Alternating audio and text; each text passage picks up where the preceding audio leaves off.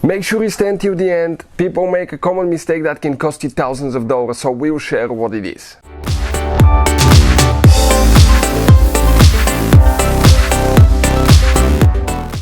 Hey guys, welcome back to Auto Repair guys. Thank you guys for watching and subscribing to the channel. Today will be super helpful video guys to any of you having a Hyundai or Kia with a GDI engine and your car cranks.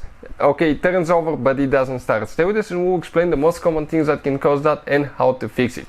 How we approach that problem, we'll teach you everything based on our experience. And one common mistake people make sometimes when dealing with the engine starter that can actually destroy your electronics and cost you thousands of dollars to fix. So stay with us until the end and we'll explain what it is. Before we start, let me tell you a little bit about us. Every single car we get at the garage, we try to make at least 200 to 300 free repair videos. Why we do that? Simply because our mission in the shop is to save you as much money as we can. All we need guys in return, please subscribe to the channel, like the video, that way we can keep providing these free videos.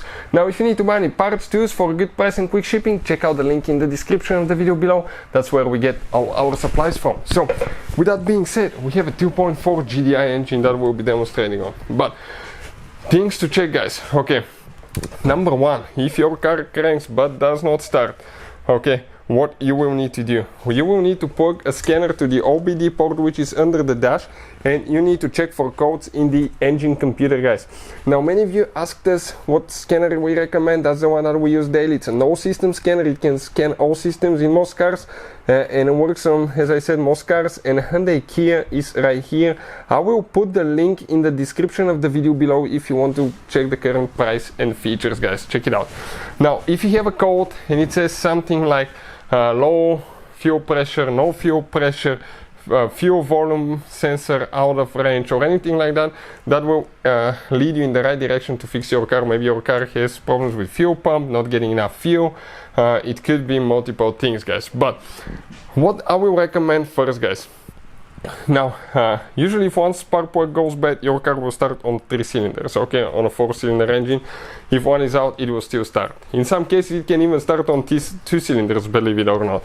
So one bad spark plug will not cause that. One bad ignition coil will not cause that. If the car is set for a really long time, sometimes ignition coils from humidity can go bad, but the possibility to have 2 or 3 ignition coils going bad at the same time, it's very rare guys.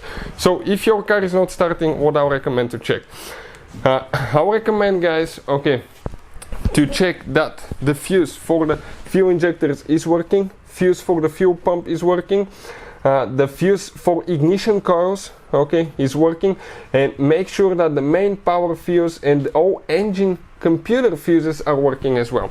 If one of the engine computer fuses is not working, your car may not start. Another thing sometimes, okay, if your car doesn't start, it could be because of a bad fuel volume sensor on the fuel pump right here. It could be bad fuel rail pressure sensor in some cases. Loose connection anywhere here or here can cause that one as well. That's quite common.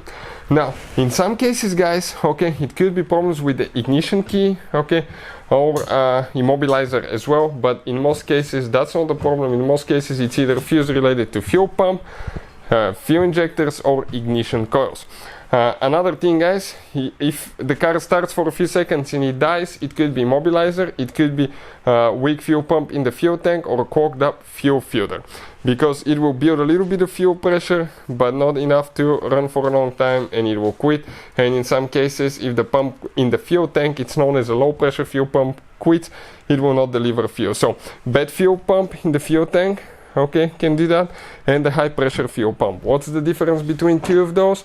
Okay, the low pressure fuel pump, it's located in the fuel tank with the fuel filter. It will deliver fuel to the high pressure pump that's actually mounted guys. Okay, you can see it is mounted right here on top of the engine, and from there it will be driven by the camshaft. It will build higher fuel pressure for the direct fuel injection that's placed directly in the engine. So if that fuel pump is bad, okay, the car may not start at all as well. So bad fuel pumps, bad fuses, relays guys, you need to check those.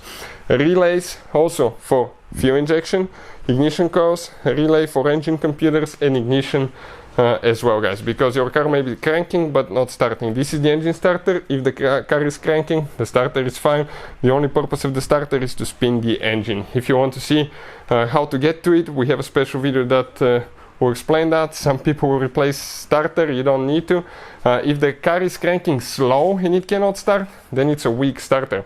That could be a case too. If the car does not crank fast enough, it will not start. So if it doesn't sound normal, if it's cranking too slow, it's a bad engine starter. And when removing and replacing that starter, you need to always disconnect the car battery, because if you touch one of the 12-volt battery wires that come to the engine starter or the alternator, you can short things out and you can cause damage to the engine computer and the electronics that can cost you thousands of dollars. And on these modern cars, it really matters which battery terminal you disconnect and reconnect first. If you do it the wrong way, you can actually, guys, burn the electronics again. So I'll put a link to a special video that explains which battery terminal to disconnect and reconnect first.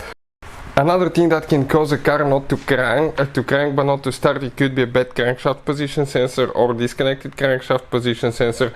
Also, we have two camshaft position sensors, one on the intake side, one on the exhaust side. If those are bad, the car may be cranking for a long time and start, or it may not start at all.